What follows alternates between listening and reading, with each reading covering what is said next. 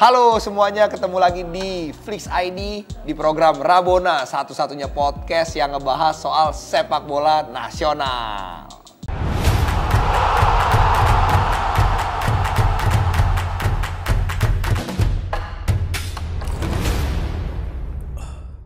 Oke, balik lagi sama gue, Andri a.k.a. Mat Bewok, bersama Raditya Rabone. Kita akan membahas beberapa isu yang lagi hangat banget di sepak bola nasional. Yang pertama, kita ngebahas soal perjalanan timnas di Piala Dunia selama ini, karena dia kan bakal main tanggal 5 September kemarin. Kita lihat dulu nih sejarah bagaimana Indonesia di Piala Dunia. Oke, Indonesia itu kita lihat dari datanya, Indonesia udah ikut 12 kali kualifikasi Piala Dunia dan belum pernah sama sekali lolos ke final Piala Dunia. Nah, yang tersukses ceritain dulu dong, Bon. Gimana, Bon, yang tersukses, Bon? Menurut data, kualifikasi paling sukses itu Piala Dunia 2002, Korea-Jepang. Korea sama Jepang? Korea-Jepang, mainnya 6 kali. 4 kali menang.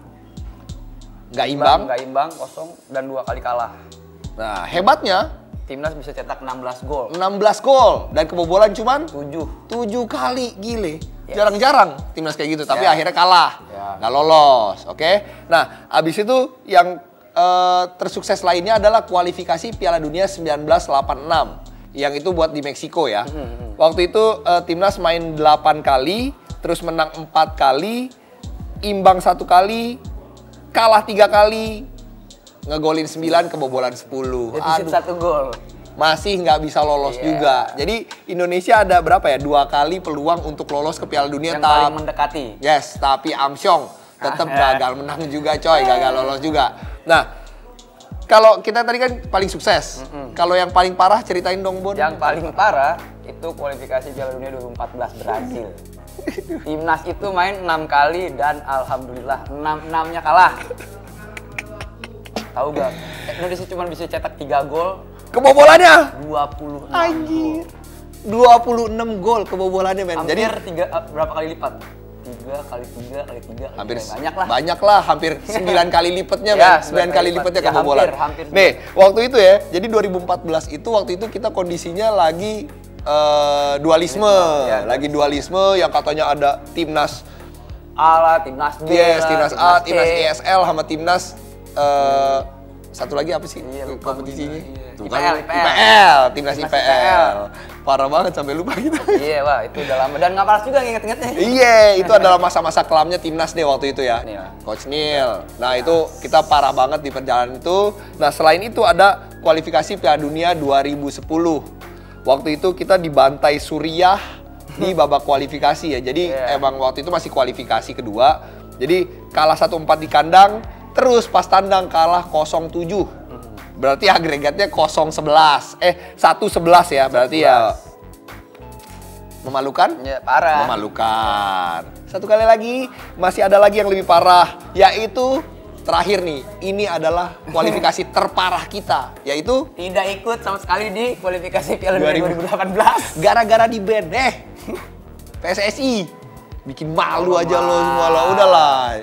Untungnya sekarang kita akan memulai langkah-langkah baru, mulai tanggal 5 nanti, ya nggak? Penerapan Villanesia mungkin ya? Yes, mulai penerapan program yang dimiliki oleh PSSI. Jadi tanggal 5 itu kita bakal ngelawan Malaysia di GBK, lalu kita bakal ngelawan Thailand di GBK juga. Jadi 2 pertandingan nanti pertandingan kandang. Jadi untuk fans datang, ramaikan GBK, kita dukung, kita buat sejarah baru di Timnas Indonesia nih, insya Allah ya, Bon ya. Amin.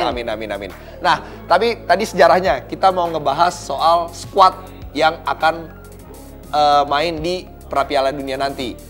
Jadi ada beberapa pemain-pemain baru. Kita kasih lihat dulu daftar pemain-pemainnya nih.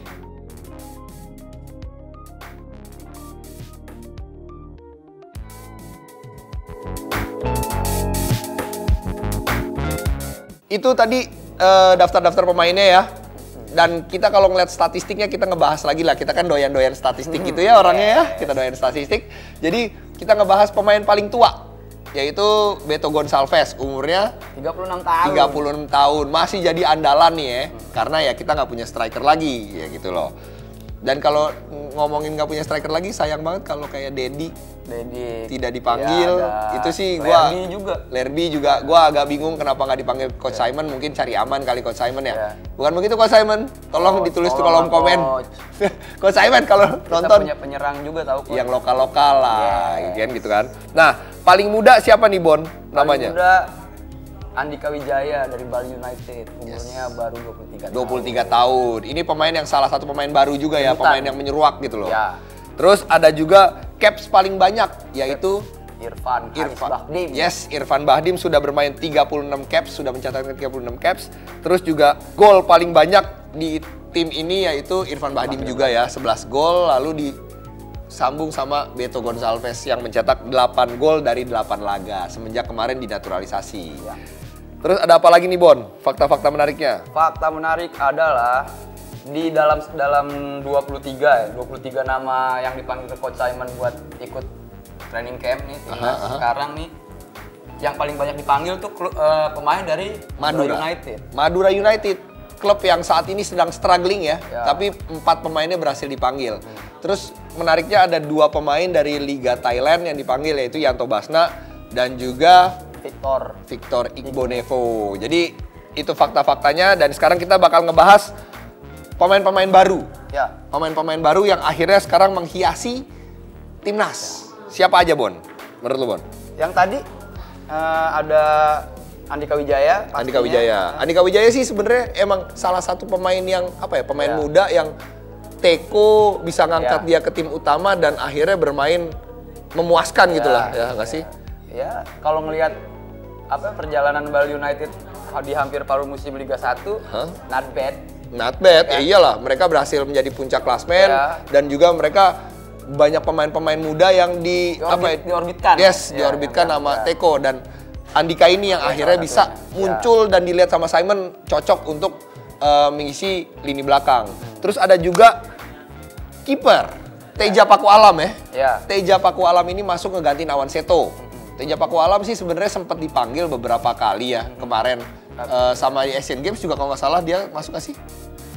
Masuk kalau nggak salah. Gue sih ingetnya justru pas Coach Luis Milla masih ngelatih waktu itu ya. Iya berarti kan Asian Games kan. Maksudnya untuk persiapan Asian Games, tapi dia belum mencatatkan cap sama sekali. Jadi ini debut lah ya untuk dia ya.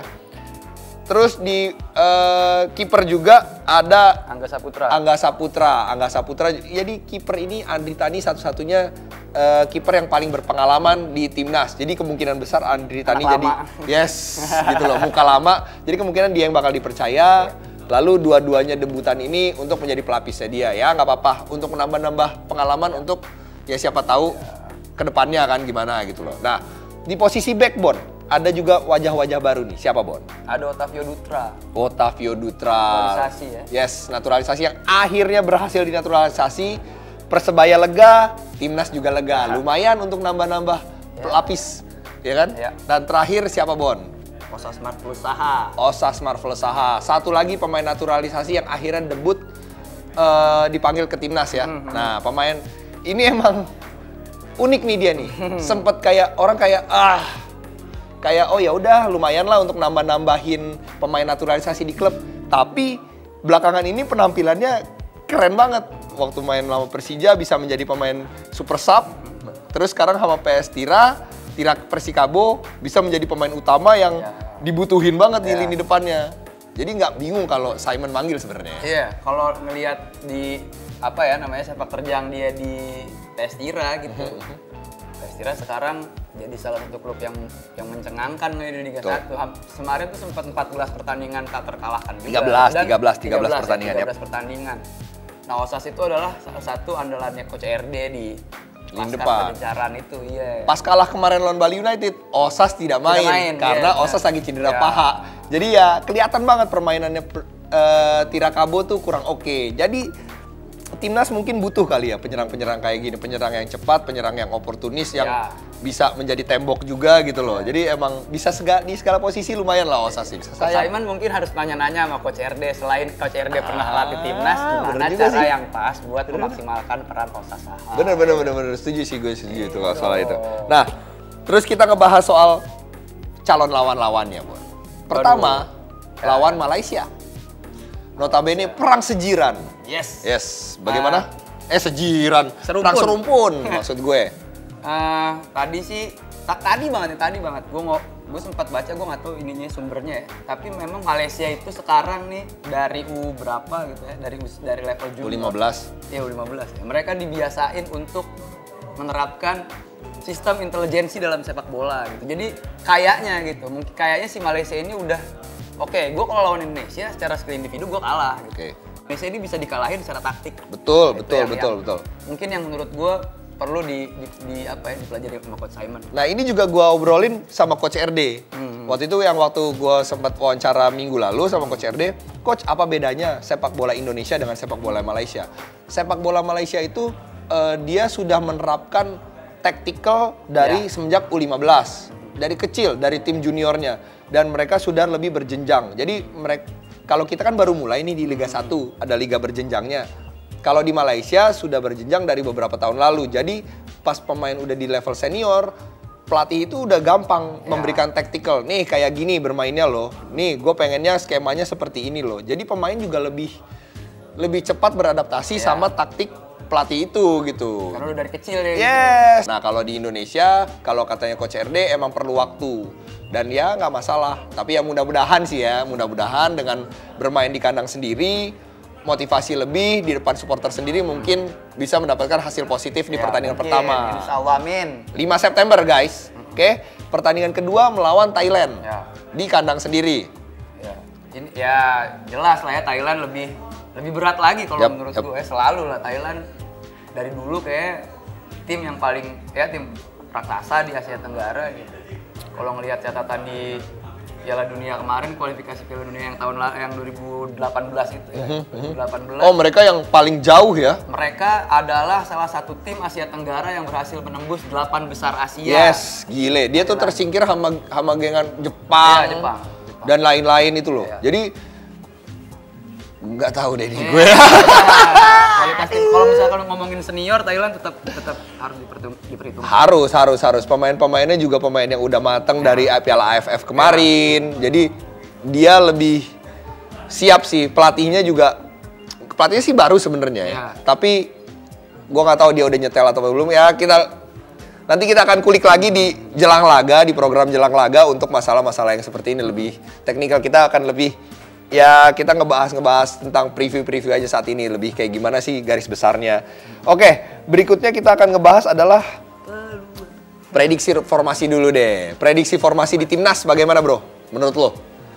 Kalau ngelihat tim yang ada nih ya, ada satu penyerang nih. Ini maksudnya ini tiga nama, ada Ferdinand Sinaga, ada Beto, ada Osas. Kayaknya sih yang paling memungkinkan tuh ya 4-3-3 kalau menurut gue. Kalau 4-3-3, 4-2-3-1 mungkin ya, karena ada Lili Pali juga nih. Ya ada banyak winger yang punya kecepatan, termasuk Greg juga nih kan, walaupun udah tua tapi boleh lah dia. Ada Van Dimas ya. Dan anehnya nggak ada Andik juga nih, ada Andik. Ada ya Andik. Jadi kalau menurut gue 4-3-3 sih paling memungkinkan untuk yang paling realistis ya. Dari squad kayak gini ya. Dan kalau lebih ekstrimnya lagi mungkin 3-4-3 kali ya. Wah iya, mungkin. Bagi tengah 3, bermain 4 biar kuat di tengah, lalu memanfaatkan ya penyerang yang cepet-cepet di lini depannya. Soalnya ini tipikal pemain yang dipanggil ini speedy semua nih, speedster semua nih. Kalau misalkan kita ngelihat komposisi pemain belakang, ini yang menurut gue serba bisa paling cuma Ricky Fajrin nih. Selebihnya ini back tengah nih. Back tengah, makanya kemungkinan besar kalau kita lihat dari pemain yang dipanggil itu kemungkinan bisa jadi 3-4-3 nih bisa aja gitu loh. Jadi ntar tapi ya sayap-sayapnya ini sayangnya Rizky Pora dicoret. Attitude. Yes, Rizky Pora kan ya ada trouble kemarin pas lagi di kandang PSM, jadi dia dicoret. Ya ini gue apresiasi Coach Simon sih karena dia tegas gitu loh. Kalau lu punya bad disiplin, kalau disiplin lu jelek, ya lu dicoret dari tim. Gue sangat setuju dengan hal ini. Yang disayangkan Rizky Pora kan bisa pemain multifungsi juga ya. Bisa di tengah, bisa di belakang. Jadi dia di dalam squad 3-4-3 nih bisa cocok dari sayap-sayapnya dia sebenarnya. Karena kan dia bisa membantu pertahanan juga. Jadi sangat disayangkan aja sih kalau menurut gue. Tapi ya formasi yang Kalau lo mungkin 4-3-3 atau 4-2-3-1. Kalau gue sih melihatnya kemungkinan 3-4-3 karena lebih modern. Simon ingin bermain lebih modern lah. 3 back. Ya, bisa. Ala-ala Juventus gitu, pengen mencoba-coba gitu kan. Ya, kita lihat aja hasilnya bagaimana. Ya, kalau lo gimana? Prediksi lo formasinya apa nih? Tulis di kolom komentar di bawah ya. Dan kita ngomong soal peluangnya, Bon. Peluang untuk lagi-lagi peluang. Kayak beberapa episode Rabona lalu kayak ngomongin peluang. Kita udah kayak dukun ya. Ngomongin peluang. Ya kita mau ngomongin apa lagi? Kalau misalkan kita nggak, ya mau gimana tetap harus mendukung timnas lah gitu. Yes. Tapi kalau melihat, ya kalau lawan Malaysia kayaknya wah. Harusnya di kandang bisa mencuri ya. Ya. Terus kalau Thailand mencuri 1 poin di kandang aja udah syukur. Tapi ingat kita pernah ngalahin Thailand di Indonesia. Ya, jadi tidak ada yang tidak mungkin. Tenang aja. Dan pasti ada perombakan juga pasti di tubuh tim Thailand gitu. Yap.